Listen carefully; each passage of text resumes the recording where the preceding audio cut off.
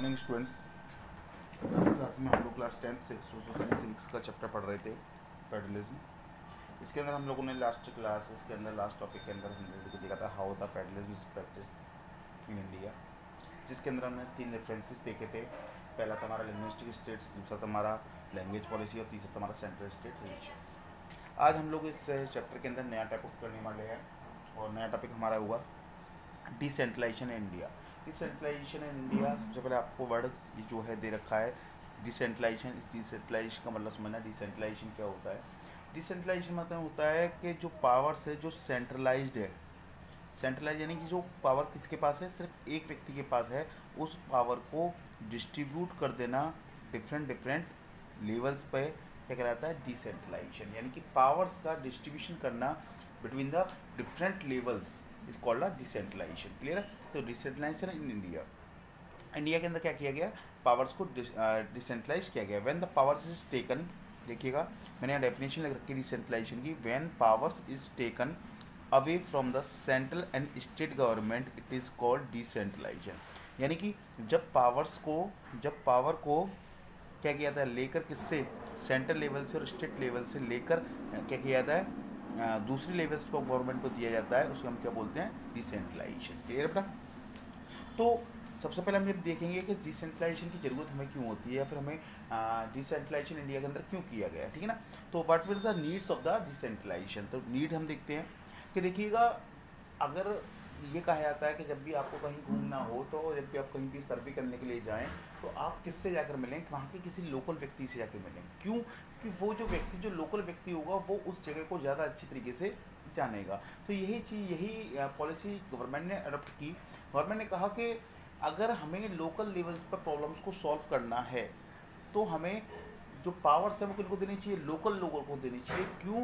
क्योंकि local peoples को, local जो लोग हैं उनको उन इशूज़, उन प्रॉब्लम्स के बारे में ज़्यादा पता होगा। तो local issues can be best settled at the local level. यानी कि जो लोकल इश्यूज़ हैं उनको हम लोग बेस्ट तरीके से लोकल लेवल्स पर क्या कर सकते हैं, आसानी से सॉल्व कर सकते हैं। यानी कि देखिएगा, अगर लोकल लेवल पे कोई प्रॉब्लम है, कहाँ पर पानी की कमी है, कहाँ पर रोड की कमी है, ये चीज़ें किसको पता होंगी, जो वहाँ के लोकल व्यक्ति हैं उनको पता होंगी। तो हम उन इश्यूज़ को, उन प्रॉब्लम्स को लोकल लेवल्स पे ज़्यादा अच्छी तरीके से सॉल्व कर सकते हैं। क्लियर है मेरा पॉइंट। आगे हम लोग बात करते हैं कि best knowledge of the local areas from and problems. यानी कि क्योंकि जो लोकल पीपल्स होंगे, उन लोकल पीपल्स को क्या अच्छी तरीके से पता होगा, वहाँ की क्या प्रॉब्लम्स हैं, वहाँ पर उस लोकल लेवल के बारे में नॉलेज उनको अच्छे से पता होगी। जैसे कि एग्जांपल मैं लेता हूँ बेटा, जैसे कि सेंट्रल गवर्नमेंट ने कहा कि हम लोग क्या करेंगे, पानी की प्रॉब्लम्स को दूर करेंगे और पानी की प्रॉब्लम्स के लिए हम लोग क्या करेंगे, डैम बनवाएंगे। अब सेंट्रल गवर्नमेंट ने क्या किया कि सारी जगहों पर क्या बनाना शुरू कर दिया, डैम बनाना शुरू कर दिया। अब कोई ऐसी जगह थी जहाँ पर पानी की प्रॉब्लम नहीं थी, लेकिन वहाँ भी क्या किया सेंट्रल गवर्नमेंट ने, डैम बना दिया। अब वहाँ जब प्रॉब्लम थी ही नहीं पानी की, फिर भी वहाँ पर अगर सेंट्रल गवर्नमेंट क्या कर रही है, डैम बना रही है, तो वो अपना एक तरीके से पैसा क्या कर रही है, फालतू खर्च कर रही है ना। अगर वो वहाँ के लोकल व्यक्ति को मिलती या लोकल पीपल्स को वो पावर देती कि भाई ऐसा है कि हम लोगों को इतना पैसा खर्च करना है, आपके यहाँ जो प्रॉब्लम्स है आप अपने हिसाब से आप उन प्रॉब्लम्स को दूर करने के लिए इस पैसे को यूज़ कर लीजिए, तो हो सकता है वो लोग डैम ना बनाकर क्या बनाते, रोड बनाते। क्लियर है। तो यहाँ पे यही बात कही गई कि जो लोकल लेवल पे जो इश्यूज़ होते हैं, लोकल लेवल पे जो प्रॉब्लम्स होती हैं, वो लोकल व्यक्ति को ज़्यादा पता होंगी। इसलिए हमारे यहाँ पर लोकल गवर्नमेंट बनना और उस लोकल गवर्नमेंट को पावर देना बहुत ज़्यादा ज़रूरी है। क्लियर है। अच्छा, ऐसा नहीं है कि जिसमें इंडिया आज़ाद हुआ जब से लोकल लेवल्स पे के पास में कोई पावर्स नहीं थी। लोकल लेवल्स पर पावर शुरू से थी। जब से इंडिया हमारा इंडिपेंडेंट हुआ तब से लोकल लेवल्स के पास में पावर्स तो थी, लोकल गवर्नमेंट तो थी, लेकिन वो लोकल गवर्नमेंट इफेक्टिव नहीं थी। Decentralization was not effective terms. यानी कि डिसेंट्रलाइजेशन जिसमें इंडिया इंडिपेंडेंट हुआ और जब क्या बनी, गवर्नमेंट बनी, तब भी लोकल गवर्नमेंट थी, लेकिन वो लोकल गवर्नमेंट क्या नहीं थी, इफेक्टिव नहीं थी, अच्छी तरीके से काम नहीं कर पा रही थी। वो क्यों नहीं कर पा रही थी, उसके बहुत सारे रीजंस थे। बहुत सारे रीजंस ये थे कि जैसे कि लोकल लेवल पे जो गवर्नमेंट थी उसके इलेक्शन समय पर नहीं होते थे, 10-10 साल हो गए इलेक्शंस नहीं हो रहे हैं। दूसरा, उनको पावर नहीं थी, उनको ऐसा सबऑर्डिनेट काम करना पड़ता था किसके, स्टेट गवर्नमेंट के। तो स्टेट गवर्नमेंट उनको फंड नहीं प्रोवाइड करती थी, तो वो अच्छे से वर्क नहीं कर पाते थे। ये सारी प्रॉब्लम्स का इसको लोकल गवर्नमेंट को सामना करना पड़ता था। क्लियर है। तो कुछ मेजर स्टेप लिए गए लोकल गवर्नमेंट को थोड़ा सा पावरफुल बनाने के लिए, जो हमारी तीसरी टायर्स की जो गवर्नमेंट थी, इसको हम लोग लोकल गवर्नमेंट बोलते हैं, उसको थोड़ा सा पावरफुल बनाने के लिए कुछ मेजर स्टेप लिए गए। और ये स्टेप कब लिए गए? 1992 में। कब लिए गए? 1992 में। The major step taken towards the decentralisation in 1992। यहाँ से क्वेश्चन बड़ा आता है, वो ये पूछता है तो what are the major step taken by the government to decentralisation in 1992। 1992 में कौन से स्टेप, मेजर स्टेप लिए गए क्या करने के लिए? डिसेंट्रलाइजेशन के लिए इंडिया के अंदर। तो major step taken towards the decentralisation in 1992। देखते हैं पहला स्टेप क्या लिया। पहला स्टेप देखते हैं, it was made constitutionally mandatory to hold the election regularly. यानी कि ये कॉन्स्टिट्यूशनली क्या कर दिया गया? मैंडेटरी कर दिया गया कि जो लोकल गवर्नमेंट के इलेक्शंस हैं वो हर 5 साल के बाद में होंगे, हर रेगुलर इंटरवल के बाद में होंगे। यानी कि मैंने जो अभी आपको बताया था कि पहले क्या होता था कि पहले सब कुछ था, डिसेंट लोकल लेवल पे गवर्नमेंट भी थी, लेकिन वो लोकल गवर्नमेंट इफेक्टिव नहीं थी। वो इफेक्टिव क्यों नहीं थी? कि उसके इलेक्शन समय पे नहीं हो पाते थे। क्लियर? तो ये 1992 में क्या अमेंडमेंट किया गया कॉन्स्टिट्यूशन में, और ये कहा गया कि अब आगे से क्या होगा कि जो लोकल गवर्नमेंट है उस लोकल गवर्नमेंट के इलेक्शन, ये मैंडेटरी कर दिया गया कि इलेक्शंस रेगुलरली होंगे। क्लियर है? तो पहली चीज़ क्या कही गई? It was made constitutionally mandatory to hold elections regular interval. Clear है? एक रेगुलर इंटरवल के बाद में क्या होंगे? इलेक्शंस होंगे। क्लियर है?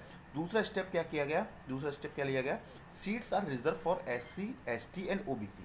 यानी कि जितनी भी हमारी लोकल गवर्नमेंट्स में सीट्स होंगी, उन लोकल गवर्नमेंट्स की सीट्स में से कुछ सीट्स को क्या किया गया? रिजर्व किया गया। किन के लिए? SCs के लिए, कुछ को किया गया ST के लिए, और कुछ को किया गया किसके लिए? OBC के लिए। ये मैंडेटरी कर दिया कि इतनी सीट्स हैं तो इन सीट्स में से इतनी सीट्स किसके लिए? SC के लिए, OBC के लिए और SC के लिए, OBC के लिए होंगी। क्लियर है? आगे हम लोग देखते हैं तीसरा स्टेप क्या लिया गया? A third, at least 1/3 of all position are reserve for the womens. यानी कि जो टोटल सीट्स होंगी, जो टोटल लोकल गवर्नमेंट में जितनी टोटल सीट्स होंगी, उन टोटल सीट्स का 1/3 सीट्स पर सिर्फ कौन पार्टिसिपेशन करेगा? वुमेन्स। यानी कि हम कह सकते हैं, दूसरे शब्दों में कह सकता हूँ कि 1/3 सीट्स को क्या कर दिया गया? रिजर्व कर दिया। किन के लिए? वुमेन्स के लिए। क्लियर है? आगे देखते हैं फोर्थ क्या किया गया? An independent state election commission. एक इंडिपेंडेंट क्या बनाया गया? स्टेट इलेक्शन कमीशन बनाया गया।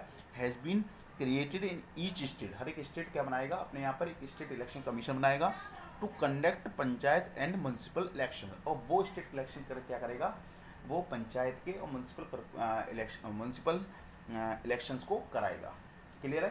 यानी कि जो लोकल लेवल्स पे जो हमारे जो इलेक्शंस होते हैं, पंचायत के और म्यूनसिपल कॉरपोरेशंस के जो इलेक्शंस होते हैं, उन इलेक्शंस को कराने का जिम्मेदारी किसको दी गई? स्टेट इलेक्शन कमीशन को। क्या कहा गया? मैं दोबारा बता रहा हूँ बेटा कि हर एक स्टेट अपने यहाँ पर एक स्टेट इलेक्शन कमीशन बनाएगा, और वो स्टेट इलेक्शन कमीशन की जिम्मेदारी होगी कि वो रेगुलर इंटरवल ऑफ टाइम पर पंचायत के और म्यूनसिपल कॉरपोरेशंस के क्या कराएगा? इलेक्शन कराएगा। क्लियर है? आगे देखते हैं नेक्स्ट क्या किया गया?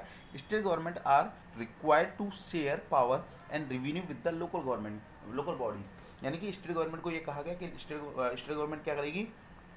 कुछ पावर्स को और कुछ अपना रेवेन्यू, जो रेवेन्यू स्टेट गवर्नमेंट के पास आता है उसमें से कुछ रेवेन्यू वो शेयर करेगी किसके साथ में? लोकल गवर्नमेंट के साथ में। तो क्वेश्चन यहीं से आएगा बेटा आपका, यहीं से आता है कि कौन से स्टेप्स लिए गए 1992 में डिसेंट्रलाइजेशन को लेकर। तो आपका आंसर में आपको क्या क्या लिखना है? पहला, रेगुलर इंटरवल ऑफ टाइम पर क्या होंगे? इनके इलेक्शंस होंगे। दूसरा क्या हुआ? सीट्स को रिजर्व किया गया SC, ST और OBC के लिए। तीसरा क्या किया? 1/3 सीट्स को रिजर्व कर दिया गया वुमेन्स के लिए। फोर्थ क्या किया गया? इंडिपेंडेंट इलेक्शन कमीशन बनाया। वो इंडिपेंडेंट इलेक्शन कमीशन क्या कराएगा? म्यूनसिपल कॉरपोरेशंस के और पंचायत के चुनाव कराएगा। और फिफ्थ क्या किया गया कि स्टेट गवर्नमेंट को ये कहा गया कि स्टेट गवर्नमेंट क्या करेगा? अपनी कुछ पावर्स को और अपनी कुछ रेवेन्यू को क्या करेगा? शेयर करेगा किसके साथ में? लोकल बॉडीज़ के साथ में। तो ये हमारा क्या था? डिसेंट्रलाइजेशन। समझ में आ गया बेटा? Thank you.